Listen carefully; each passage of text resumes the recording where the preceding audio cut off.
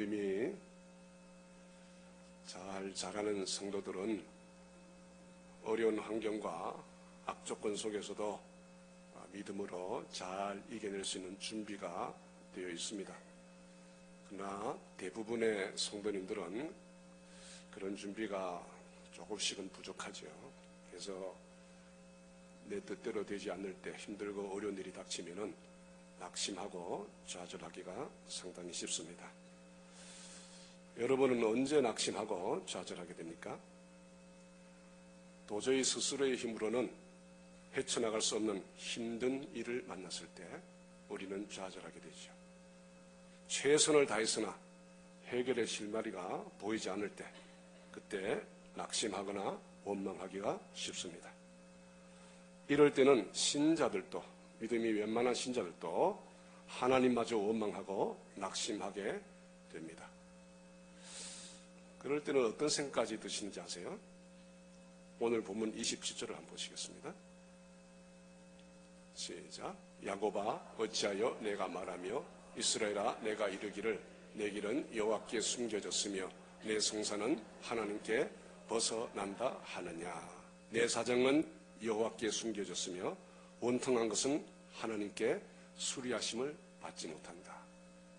내 억울한 환경, 내 정말 답답한 이 심정을 하나님께 접수조차도 되지 않는다. 이렇게 그리스도인들조차도 원망하기가 쉽다고 하는 것입니다. 그래서 야곱아 어찌하여 네가 이렇게 말하느냐. 이스라엘아 네가 어떻게 이렇게 이르느냐. 내 길은 여호와께 숨겨졌으며 내 송사는 내 하나님께서 벗어났다. 수리하지 못함을 받는다. 왜 이렇게 하느냐. 이런 얼토당토 않는 오해로 심각한 불신 상태에까지 떨어지게 되는 것입니다. 내가 어떤 삶을 살고 있는지 알지 못하시며 안다 하시더라도 관심을 받지 못하고 접수조차도 되지 않는다라고 이렇게 낙심천만하여 원망하게 되는 것이 우리의 현실입니다. 그러나 성경 말씀은 오직 주를 소망으로 삼는 사람은 새 힘을 얻는다라고 분명하게 말하고 있습니다. 신앙이 좋은 사람은 어떤 사람인가 하면 말씀을 있는 그대로 믿는 사람이 그 사람이 신앙이 좋은 사람이에요. 말씀대로 될 줄로 믿는 사람이 신앙이 좋은 사람이에요. 우리는 신앙이 자라기를 원하면서도 말씀을 있는 그대로 믿지 못하고 내 생각으로 내가 복음을 자꾸 만들어내니까 그래서 신앙이 자라지를 못하는 거예요. 이사야서 41장 10절 말씀 볼까요? 시작. 보라 주 여호와께서 강는 자로 신이 그의 팔로 다스릴 것이라. 보라 상급이 그에게 있고 보응이 그의 앞에 있으며. 그렇습니다. 어떤 공경에 처한다 할지라도 하나님을 오해하는 일이 없는 그런 신앙이 여러분들 마음속에 자라시기를 축복합니다. 우리가 자주 듣는 고사성어 중에 사면초가라는 말이 있어요. 사면초가는 사기의 항우곤기에 있는 그런 이야기인데요. 초나라와 한나라가 싸움을 할 때에 초나라의 항우가 한나라의 유방의 대군에 의해서 포위가 되고 말았습니다. 항우의 군사는 거의가 전사당하고 그래서 남은 군사들도 그러잖아도 마음이 불안한데 밤이면 밤마다 자기 고향 나라의 고향 노래가 자꾸 들려오는 거예요. 그 노래가 동서사방에서 들려와서 고향을 떠나서 언제 죽을지 모르고 포위된 항우의 군사들은 고향을 그리워하는 마음에서 눈물을 흘리며 완전히 전의를 상실해버리게 됩니다. 한나라 정량의 노래 작전에 완전히 말려들고 말았습니다. 초나라의 항우는 이튿날 적진으로 들어가 스스로 자결을 하게 됩니다. 사람이 아무리 강한 사람도 자신감을 잃게 되면 모든 것이 무너져 버려요. 그렇게 잘 나가던 사람이 어느 날 갑자기 어떤 현상에 의해서 자신감을 상실하게 되면 발발 떠는 거예요. 고양이 앞에 쥐란 말이 있어요. 고양이하고 쥐하고 뛰기 내기를 하면 누가 이기는지 아세요? 쥐가 이겨요. 쥐가 훨씬 더 빠릅니다. 근데 쥐가 고양이를 만나게 되면 사시나무 떨듯 해가지고 발을 옮기지를 못해요. 왜? 두려움에. 사람의 마음이 마찬가지예요. 두려움해졌게 되면 모든 것을 잃어버리게 됩니다. 그러나 아무리 악한 상황에서도 자신감만 있으면 그것을 헤쳐나갈 수 있는 힘이 나와요. 예. 그래서 호랑이를 만나도, 그죠? 이 자신감이라고 하는 게 이만큼 중요합니다. 사랑하는 성도 여러분, 우리도 이 세상을 살아갈 때에 사면초가 같이 모두 막히고 도저히 살 길이 막막하여 절망할 때가 분명히 있습니다. 교통사고와 산업재해, 각종 범죄와 실패와 실직의 위험, 돈 있는 사람들은 경기 악화에 따른 재산 손실, 고용 인력의 관리 등의 어려움에 처하게 되고 당장 봉급을 줄 수가 없어서 사장 자리가 너무 초라해지죠. 이런 사람은 불면증, 암, 신경성, 각종 신경질환에 걸리게 되고 성인병 등에 시달리게 됩니다. 게다가 요즘에는 문명 종말 현상으로 테러와 홍수와 폭설, 지진, 전쟁 등이 끊임없이 발생하고 최근 우리나라에는 국정농단 사태로 인한 쇼크까지 겹쳐서 세상이 어수선하고 시끄럽게 그지없습니다. 그래서 국민들의 80~90%가 지금 우울증 비슷한 현상을 다 겪고 있다 그래요. 지금 말은 안 하지만은 뭔가 우리를 내리누르는 무거운 힘이 작동되고 있어. 국가적으로도 위험이 상존하지만 개인적으로도 또 굉장히 힘든 분들이 많이 있지. 산다는 것 자체가 여간 힘들고 어려운 게 아닙니다. 이런 문제를 해결하기 위해서 새로운 문명의 이기들이 많이 발굴되고 편리한 삶의 도구들이 쏟아져 나오지만은 그러나 인간의 행복지수는 결코 나아지지 못하고 더욱 악화되고 있다고 하는 사실을 우리는 알고 있습니다. 이와 같은 때에 우리 그리스도인들은 절대로 낭망하거나 좌절해서는 안 됩니다. 초나라의 항우는 사면으로 포위가 되었을 때에 더 이상 살아갈 방법이 없다고 생각했기 때문에 스스로 자결을 선택했지만 그러나 우리 그리스도는 아무리 태산과 같은 고난이 닥쳐도 아무리 성난 파도와 같은 환란이 밀려와도 아무리 태풍과 같은 시험의 바람이 불어와도 우리는 좌절할 이유가 없습니다. 결코 낙심해서는 안 됩니다. 우리의 구세주 예수 그리스도께서 우리와 함께 하시기 때문입니다. 이런 믿음으로 자신감을 갖는 사람은 어떤 환경도 이겨낼 수 있는 힘이 그 속에서 솟아나게 된 거예요. 낙심한 자들을 친히 찾아오셔서 안쓰러운 마음으로 오늘 이렇게 말씀하십니다. 특히 오늘 본문에는 야곱아 이스라엘아 이렇게 부르시죠. 무슨 말을 하고 있느냐? 정색을 하고 말씀하십니다. 너는 내 백성이 아니냐? 하나님께서 우리의 면전에 대고 무슨 말을 하고 있느냐? 너 나를 보고 있느냐?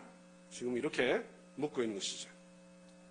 여기서 이 야곱아 이스라엘이라 하는 말은 하나님을 믿는 모든 신자들을 얘기하는 거예요. 다시 말해서 오늘 우리를 두고 주님께서는 야곱아 이스라엘이라고 이렇게 부르신다는 얘기예요.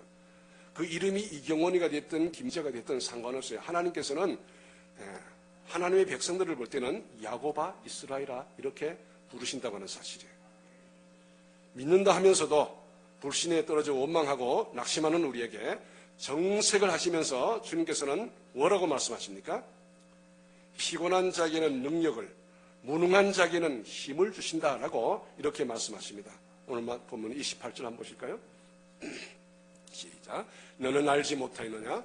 듣지 못하였느냐? 영원하신 하나님 여호와 땅끝까지 창조하시는 피곤치 않으시며 곤비하지 않으시며 명철이 한이 없으시며 하나님이 이런 분이셔서 사실이 믿어지십니까?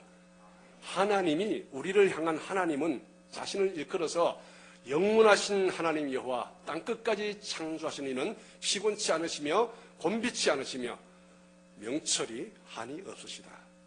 우리들을 바라보시는 눈이 명료하다라고 분명하게 말씀하십니다. 내 사정이 숨겼다에 대한 하나님의 반응이 무엇입니까? 하나님께서는 영원하신 여호와 땅끝까지 창조하시니 나는 피곤치 않으며 곤비치 않으며 명철이 한이 없다라고 그렇게 말씀을 하십니다. 왜 이런 말씀을 하셨습니까? 나는 능력이 없는 것도 아니고 관심이 없는 것도 아니고 너무 피곤해서 우리를 살펴볼 여유가 없으셔서 놓치실 이유도 없다라고. 그런데 왜 우리의 형편과 사정이 숨겨져서 모르시겠는가라고 그렇게 정색을 하시면서 말씀을 하시는 것입니다. 또한 원통한 것이 수리함을 받지 못한다라고 하는 우리에 대한 주님의 반응이 무엇입니까? 우리 하나님은 크신 능력과 관심과 여유를 가지고 도리어 피곤한 자에게 능력을 주시고 무능한 자에게는 힘을 더하신다라고 분명하게 말씀하십니다. 그래서 공경에 찬 성도로 하여금 소년이라도 피곤하며 장정이라도 넘어질지라도 여호와를 앙망하는 자는 새 힘을 얻으리라. 이게 우리를 향한 하나님의 음성입니다. 이 말이 액면 그대로 믿어지시기를 바랍니다. 네? 독수리가 날개치며 올라간 같을 것이요 다른 박질하여도 곤비치 않고 걸어가도 피곤치 않으리라고 확실하게 말씀하셨어요. 왜 소년과 장정에 비유하여 말씀하십니까? 여러분들 소년들하고 놀아보셨어요?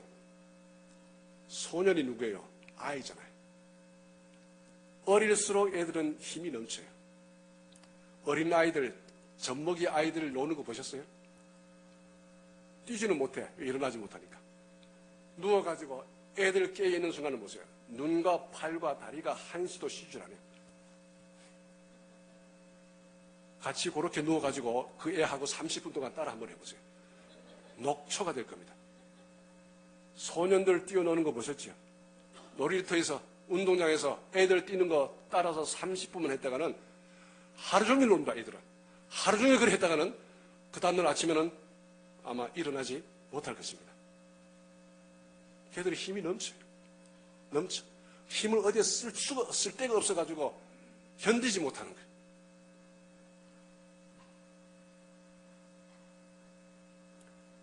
그런 피곤을 모르고 활동력이 왕성한 소년이라도 피곤하고 곤비해지는 상황이 그처럼 악조건이란 뜻입니다. 견디기 힘든 그런 상황이 있을 수 있다고 말씀을 하십니다. 장정은 또 어떤 사람입니까? 장정, 요즘 말로 하면은 특전대 훈련을 받은 사람이에요. 특공대죠. 어떤 상황 속에도 철인처럼 버티도록 훈련이 되어 있는 사람도 넘어지고 자빠질 정도로 극한 상황이 우리에게 있을 수가 있습니다. 그러나 그들은 지치고 자빠질지라도 하나님께서는 우리를 지치고 자빠지도록 내버려 두지 않으시겠다고 그렇게 말씀을 하신다 그 말이에요. 아무리 악한 상황이라도 하나님을 의지하고 하나님을 바라며 하나님을 앙망하는 자는 하나님께서 붙들고 계신다라고 그렇게 말씀하십니다. 오늘 본문인 이사야 40장은요, 이사야서의 분수령입니다. 1장에서 39장까지는 심판의 메시지였어요. 그러나 40장부터는 구원의 메시지가 시작되고 있습니다. 이때까지는 절망의 메시지였다면 이제부터는 희망의 메시지가 시작되고 있습니다. 이제 하나님이 이스라엘을 향한 희망의 메시지를 선포하고 있습니다. 유다는 구원을 받을 것이다. 그 복역의 때가 끝났고 그 죄악의 사함을 이제는 입었느니라고 하나님은 그렇게 말씀하시면서 장차 하나님께서 행하실 일들에 대해서 예고를 하십니다. 바벨론의 포로가 되어간 이스라엘 자손들은 50년이나 되는 포로 생활에서 완전히 지치고 절망하고 자포자기한 상태에 있습니다. 아무리 기도하고 지나간 예전들의 말씀을 연구하며 율법을 해석하고 율법을 최선을 다해서 지키려고 애써봤지만은 계속되는 그들의 포로 생활에서 이제는 완전히 지쳐버렸어요.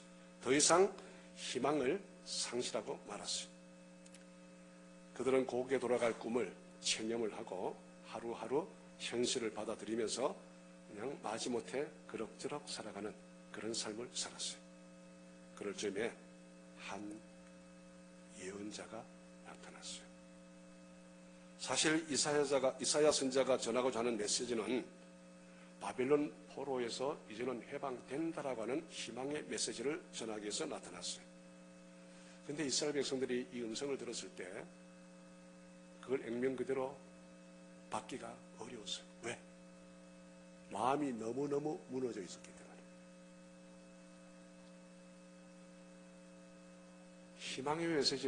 희망의 메시지로 듣지 못하고 그냥 지나가는 바람 소리 정도로 밖에 안 들렸어요. 신앙이라고 하는 것은 마음이 무너지면 아무런 위력을 발휘하지 못하는 거예요. 근데 주님께서 희망의 메시지를 전하면서 조건부로 희망을 전하셨어요. 근데 그게 조건부가 아니에요, 사실은. 그게 바로 도리어 우리에게 너무 큰 선물이잖아요. 여호와께로 돌아오라. 여호와를 앙망하라. 여호와를 앙망하는 자에게는 내가 새 힘을 넣어준다. 메시지는 명확하고 명료하고 정확합니다.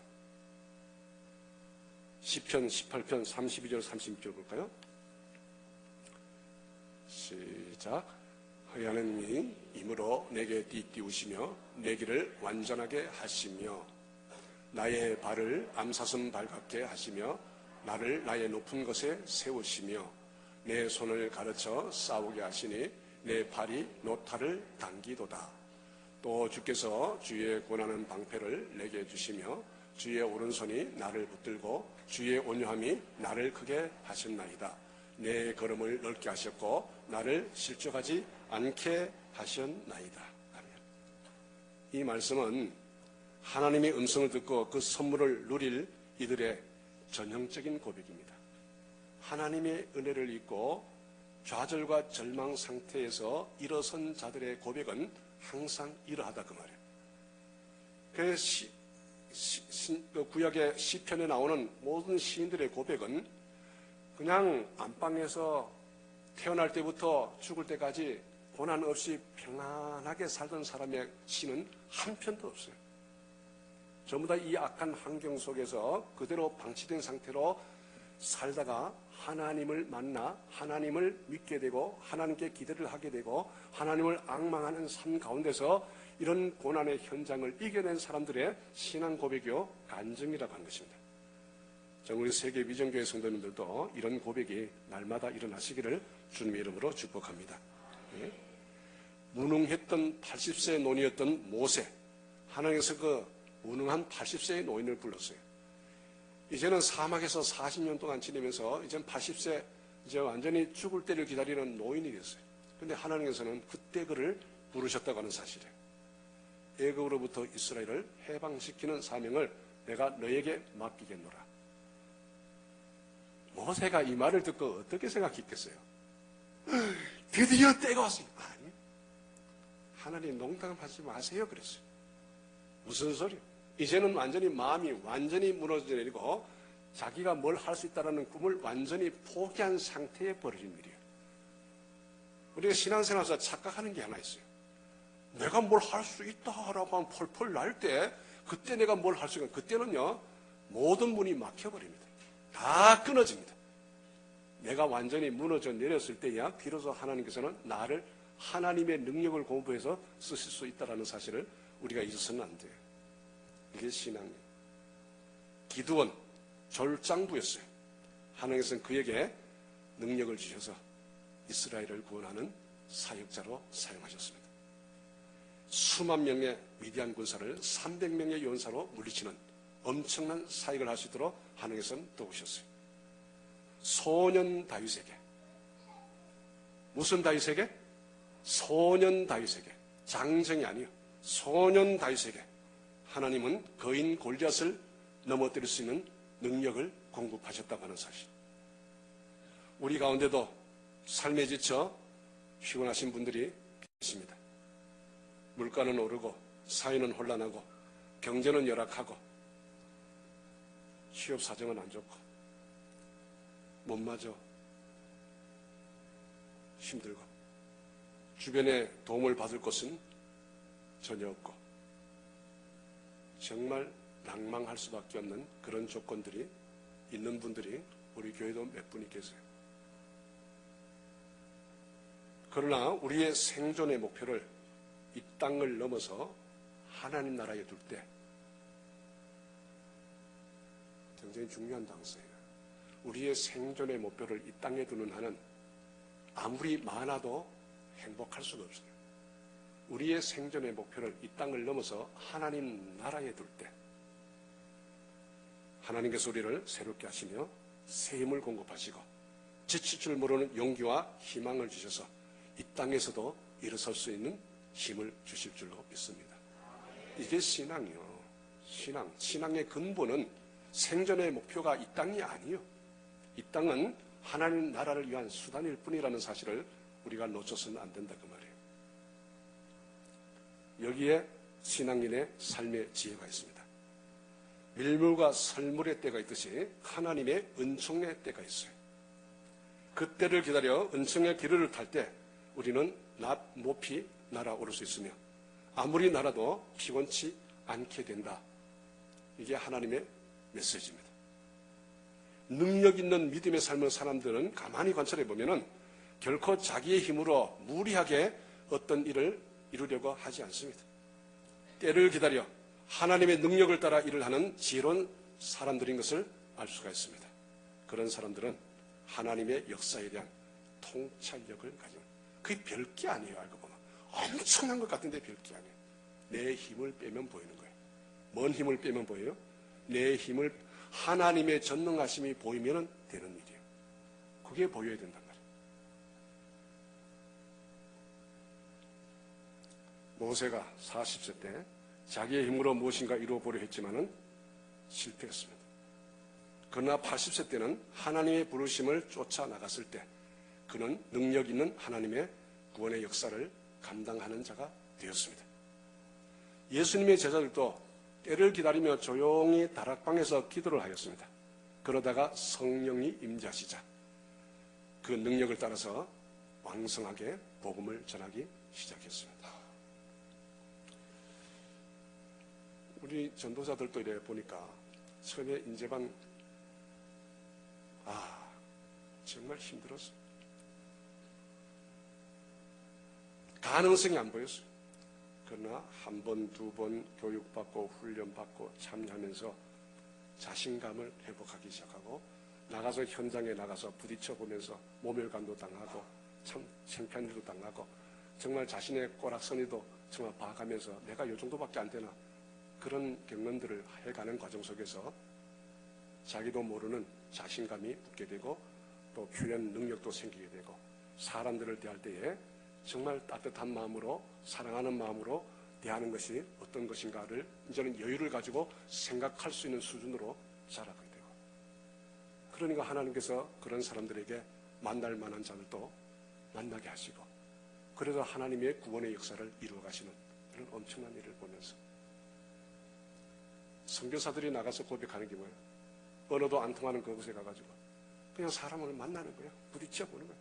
부딪히면서 그냥 친구 사귀게 하고 그렇게 만나는 과정 속에서 그 속에서 하나님께서 구원의 손길을 뻗쳐서 준비된 자들을 만나게 하시고 그래서 구원의 역사가 시작이 되고 오늘 예수님께서 돌아가신 이후 부활승천하신 이후 2000년이 지난 진 이게 이 먼 땅까지 내까지 복음을 믿게 되고 목사가 되어서 이렇게 복음을 선포할 수 있는 이 자리에 설 수 있게 된 이것은 그런 수많은 하나님의 사람들이 은혜를 받고 힘을 얻어서 말씀을 전하고 그렇게 했기 때문에 오늘 나에게까지 이 복음이 전해진 거 아니겠습니까?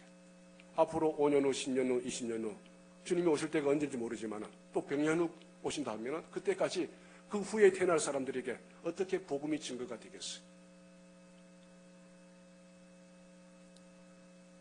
때를 기다릴 줄 아는 사람을 통해서 하나님께서 일하실 줄 믿습니다. 준비된 자, 때를 기다리며 준비하는 자들을 통하여 하나님이 일하신다는 사실이에요. 무디 전도자는 40년 동안 병석에 놓이는 한 성도의 집을 방문한 적이 있습니다. 무디는 생각하기로는 오랜 시간 동안 병석에 누워 계셨으니까 얼마나 구차하겠는가, 그 마음은 얼마나 침울해 있겠는가 하는 생각으로 어떻게 하면 위로할 수 있을까 그런 답답한 마음을 가지고 갔어요. 그러나 병자를 방문하고 나오는 무디 입에서 나오는 말은 내가 오늘 천국을 달려왔다 이렇게 고백했어요. 내가 오늘 천당을 보았다. 그리스도인의 최상의 모습은 잘 나갈 때, 펄펄 뛸 때 하나님 감사합니다 하는 이 찬양의 모습이 아니고 누가 보더라도 좌절할 만한 상황 속에서 웃으면서 무디 선생님 걱정하지 마세요. 저는 이미 천상에 살고 있습니다 라고 하는 그 한마디 때문에 낮아빠지는 거예요. 세상 사람들은 흉내를 낼 수 없는 것, 하나님의 사람만이 할 수 있는 일, 그 영역이 그게 뭐야? 믿음의 영역 아닙니까? 응? 믿음의 영역. 비록 지금 내가 당하고 있는 환경은 비참하게 이루 말할 수 없지만 그 속에서 예수의 향기를 뿜어내며 천국의 모습을 보여주는 것입니다. 이런 예수의 향기가 넘치는 성도들 되시기를 주님의 이름으로 축복합니다. 그러면 누가 이런 향기 나는 아름다운 삶을 꽃필 수가 있겠습니까? 오직 여호와를 앙망하는 자는 새 힘을 얻으리라. 뭐 하는 자는? 앙망하는 자. 살랑살랑 믿는 자가 아니고 여호와를 앙망한다고 하는 것은 의심을 떨쳐버리고 비상하는 비결을 말씀하는 것입니다. 여호와를 앙망하는 것은 하나님의 말씀을 깊이 상고하는 사람입니다. 하나님의 약속과 뜻을 사모하며 하나님을 그리워하는 것입니다. 의지하고 신뢰하며 맡기고 따르는 삶입니다. 자기의 무능력을 고백하고 오직 주님만이 소망입니다라고 바라보는 사람입니다. 이게 바로 하나님을 앙망하는 자의 삶이란 말이에요. 앙망하는 자의 자세는 어떻습니까? 자신을 내려놔야 돼요. 뭘 내려놔야 돼요? 자신을요. 하나님을 앙망하게 되면은 자신을 세울 수가 없어요. 자신을 내려놓게 돼요. 시편 보니까 이런 말씀이 있어요. 내 눈이 항상 여호와를 앙망함은 내 발을 그물에서 벗어나게 하실 것이미로다. 항상 주님만을 바라보고 주님만을 의지하고 주님께 기대하는, 눈이 새하도록 해야 된대요. 눈이 새하도록. 나의 눈이 새하도록 앙망하나이다. 나의 눈이 새하도록 얼마나 바라봤으면 이 눈이 그냥 완전히 환난 중에도 앙망한대. 하나님을 기대하는 사람들은 힘들수록 더욱 깊이 앙망하게 될 줄로 믿습니다. 넷째로는 구원을 바라며 의지합니다. 하나님께서 나를 구원하실 것이라 하는 기대를 가지고 의지하는 삶입니다. 내 의가 가깝고 내 구원이 나갔은즉 내 팔이 만민을 심판하리니 섬들이 나를 앙망하여 내 팔에 의지하리라. 확실하게. 그러면서 간구하는 삶이죠. 여호와여 우리에게 은혜를 베푸소서. 우리가 주를 앙망하오니 주는 아침마다 우리의 팔이 되시며 환난 때에 우리의 구원이 되시옵소서. 이렇게 간구하는 삶. 경외하는 자의 삶이 주를 앙망하는 자의 삶입니다. 그러나 너희가 이 일을 하신 자를 앙망하지 아니하였고 이 일을 옛적부터 경영하신 자를 존경하지 아니하였다. 하나님을 인격적으로 존경하는 마음, 경외하는 마음이 있는 자가 주를 앙망하는 자. 제가 예를 구차스럽게 얘기하는 이유가 나옵니다. 절박한 심정으로 주를 바라보는 자, 이게 주를 앙망하는 자예요. 여기 어떻게 내가 존재하겠어요? 내가 여기 어떻게 자아가 존재하겠어요? 자아가 무너져야지 이런 심정이 되죠. 내가 주를 찾되 물이 없어 마르고 곰핍한 땅에서 내 영혼이 주를 갈망하며 내 육체가 주를 앙모하나이다. 하나님은 절박한 심령을 가진 자가 자신의 가장 깊은 곳에서부터 우러나오는 소리로 절규할 때 그 소리에 응답하는 줄로 믿으시기를 바랍니다. 예수님께서도 누가복음 18장 1절로 8절 말씀에서 과부의 예를 들었어요. 재판관에 가가지고 아무리 억울함을 호소해도 들어주질 않는 거예요. 매일 그냥 아침 저녁으로 찾아가는 거예요. 그러니까 이 악한 재판관이 내가 저거 정말 그냥 확 시원치 않지만은 내가 너무 나를 귀찮게 하니까, 너무 힘드니까 내가 조수시 들어줘야 되겠다 라고 예수님께서 그 얘기를 하시면서 우리에게 주님에 대해서 절박한 심정을 가지고 간구할 때 주님께서는 우리의 기도에 응답하신다라는 그런 말씀을 하셨어요. 역대하 18장 16장 9절 말씀 보십시다. 역대하 16장 시작. 여호와의 눈은 온 땅을 두루 감찰하사 전심으로 자기에게 향하는 자들을 위하여 능력을 베푸시나니 이런 왕이 망령되이 행하였은즉 이후부터는 왕에게 전쟁이 있으리이다.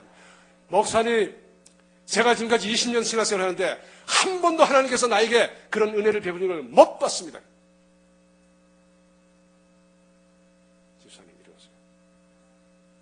조용히 데려가서 제 방에 들어가가지고, 집사님, 제가 볼 때는 20년 동안 한 번도 집사님은 주를 악망한 적이 없습니다. 그 자리에서 그냥 고개를 팍 쏘요. 어디 하나님의 이름을 망령되면 아니다 말이 아니다. 하나님은 그렇게 불신실한 사람이 아니에요. 하나님이 약속하신 대로 반드시 이루시는 분입니다. 정말 주님께서 원하는 수준의 악모의 수준으로 우리가 나가게 되면 반드시 주님께서는 더 강한 팔로 우리를 붙잡게 될 줄로 믿습니다. 이게 믿음의 세계라며, 믿음의 세계를 어정쩡 양다리 걸친 그런 신앙의 삶을 살면서 주님께서 나에게 한 번도 그런 적이 없다라고 이렇게 고백하는 것은 주님의 일을 욕되게 하는 거예요.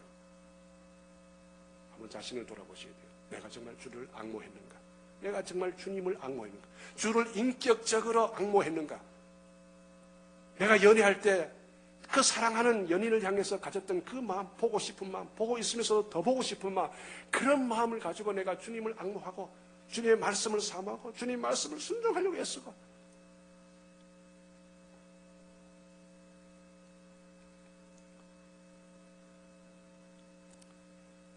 열왕기하 18장 5절로 10절 말씀 한번 더 볼까요? 시작. 히스기야가 이스라엘 하나님 여호와를 의지하였는데, 다시 보세요. 히스기야가 이스라엘 하나님 여호와를 뭐 했다고요? 이게 악모했다는 얘기예요. 시작. 그의 전후 유다 여러 왕 중에 그러한 자가 없었어요. 자 보세요. 그런 자가 있었다 없었다? 이스라엘의 많은 왕들이 하나님을 힘들게 만들었어요. 하나님의 마음에 쏙든 왕들이 몇 명이 안 됐어. 근데 그 몇 명이 안 되는 왕들 중에서도 히스기야가 그런 자가 있었다 없었다? 히스기야에게 하나님의 특별한 은혜가 임한 사실은 여호와의 히스기야의 신앙의 자세가 남달랐다 그 말이에요. 계속해서 시작. 곧 그가 여호와께 연합하여 그에게서 떠나지 아니하고 여호와께서 모세에게 명령하신 계명을 지켰더라. 계속 시작. 여호와께서 그와 함께 하심에 그가 어디로 가든지 형통하였더라. 그가 어디로 가든지 뭐 하였더라? 형통하였더라. 히스기야도 힘들고 어려운 때가 많았어요. 죽을 고비도 많았어요. 그 순간순간 하나님을 전적으로 의지했을 때 그때마다 하나님께서는 강한 팔로 그를 붙잡아 내셨어요. 계속해서 10절까지. 예, 그렇죠. 자, 하나님께서 다윗 왕에게 물었어요. 너의 소원이 무엇이냐? 다윗이 뭐라고 대답했을 것 같아요? 정치 잘하는 것입니다. 아니에요. 건강하게 사는 것입니다. 아니에요. 훌륭한 임금이 되는 것입니다. 아니에요. 많은 나라를 차지하는 것입니다. 라고 하지 않았어요. 너의 소원이 무엇이냐? 나의 소원은 한 가지밖에 없습니다. 내 생전에 여호와의 집에서 여호와를 앙망하는 것입니다. 뭐 하는 것입니다? 본질이 뭔지를 알았다고 말이에요. 본질을 붙잡았어. 여호와를 앙망하나이다.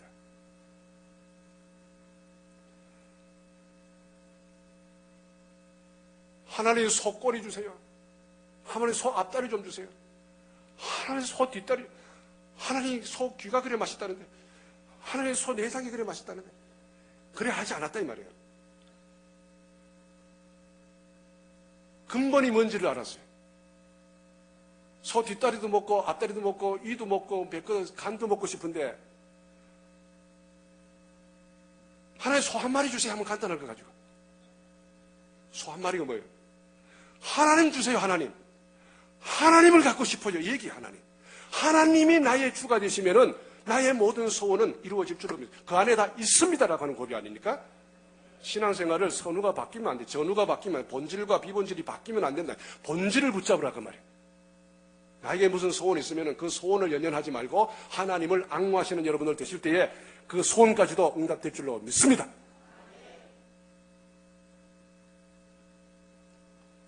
보통 사람이 들으면요, 다윗이 얘기하는 게 우습게 보일지 모르지만은, 그러나 믿음의 사람이 보면은 이게 이해가 되는 거예요. 아, 다윗이 하나님 앞에 그렇게 쓰임을 받은 이유가 바로 여기에 있구나라는 사실을 알게 되는 거예요.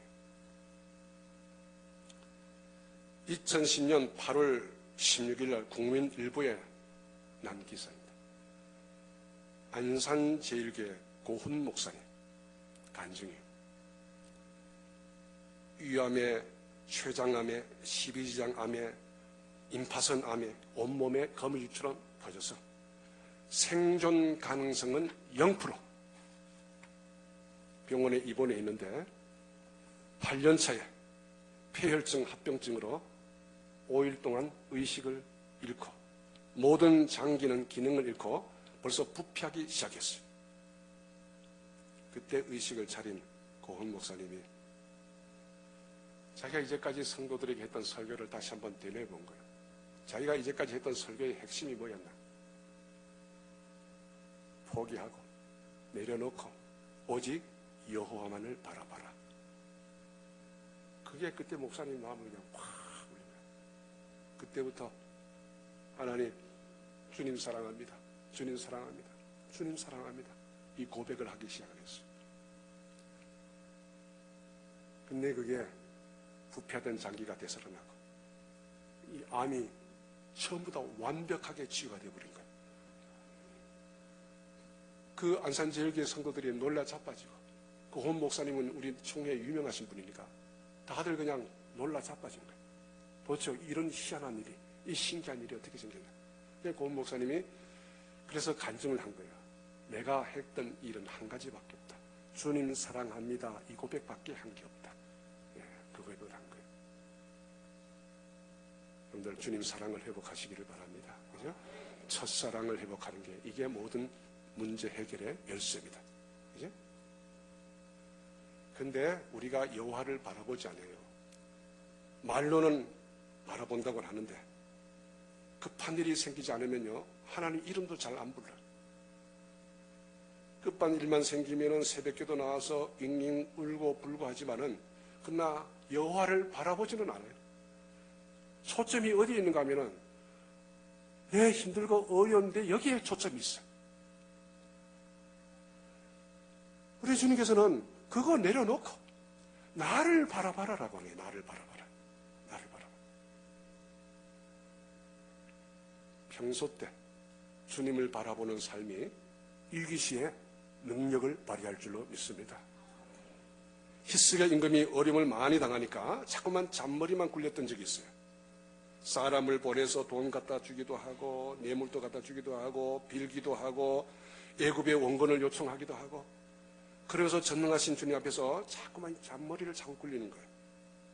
근데 일이 돼요? 안 돼요? 안 되는 거예요. 점점 더 사내비 완전히 그냥 성을 둘러싸고 완전히 지금 고사 직전에 왔어요. 그가 그때야 정신을 차렸어요. 마지막으로 자기의 생명을 담보로 해서 하나님 앞에 기도하기 시작했어요. 하나님, 내 생명 내려놓습니다. 이제 나의 모든 건 내려놓습니다. 아주 하나님, 이 백성을 주님 기억하여 주시옵소서. 간절하게 그렇게 기도했어요. 18만 5천 명의 아수르 군대가 포양 가운데서 성전 안에서 마지막 결단하고 기도했습니다. 그룹 위에 계시는 여호와여, 모든 천군 천사를 장악하신 여호와여, 제대로 기도했지. 이제까지는 내 힘으로 해보려고, 내 장깨로 해보려고 뇌물 갖다 바치고 별별 수단을 다 동원해서 하려고 했는데 이제 다 내려놓고 그룹 위에 계신 하나님을 보기 시작했어요. 어디 위에 계신? 그룹 위에 계신 천사들을 다스리시는 하나님을 보기 시작했다 이 말이에요. 그날 밤에 하늘에서 천군 전사를 동원해서 이 18만 5천 명 되는 군대를 싹 쓸어버리시고 딱 한 사람만 남겼어요. 딱 한 사람이 누구예요? 사내립, 여호와를 모독한 왕 한 사람만 남겼어요. 왜? 하나님이 일하심을 보라고. 그날 밤에 도망가다가 결국은 자기 신하가 보낸, 자기 아들이 보낸 신하 중에 칼을 맞아서 죽었어요.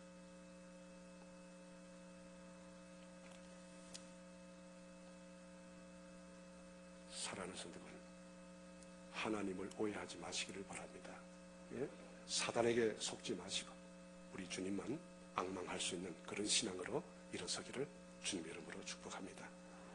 우리가 탈진하여 쓰러져 있는 순간에도, 우리가 무능하여 역부족으로 자빠져 있는 순간에도 여호와를 앙망하는 이에게 샘을 주신다고 말씀을 하십니다. 예? 이게 믿어지어서 하나님을 앙망하심으로 새누리 새 힘이 누려지시기를 정말 진심으로 바랍니다. 하나님은 우리를 떠나신 적이 없대요. 우리의 사정을 모른 채 버려두신 적이 없으시대. 우리의 피곤함과 무능함을 돌아보지도 않으시고 그런 분이 아니시고 도리어 새 힘을 회복시키시고 능력을 공급하신다고 말씀하십니다. 하나님 피곤하고 지친 인생을 사는 우리들에게 새 힘을 불어넣기를 기대하고 계신다고 그렇게 말씀하십니다. 이제 우리가 해야 할 일은 하나님을 바라보고 하나님께 초점을 맞추고 하나님께 나아가는 길밖에 없다 그 말이에요.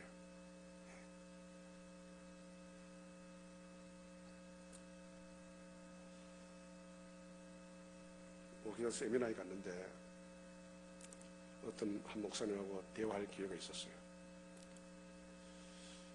그분이 저에게 되는 전도 됩니까? 그러더라고요. 제가 그렇게 얘기했어요. 목사님 교회는 안 될 것 같습니다. 그랬어요. 왜 그래요? 저는 이 되는 전도를 만나면서 한 번도 안 된다고 생각해 본 적이 없습니다. 그러니까 우리 교회는 됩니다. 목사님이 충격을 받았어요. 이 말에. 우리 교회는 안 될 것 같습니까? 이거? 지금 현재 상태로 봐서는 안 될 것 같네요. 이 양반 실망해가지고. 그래서 이대로 두면 안 됐잖아요.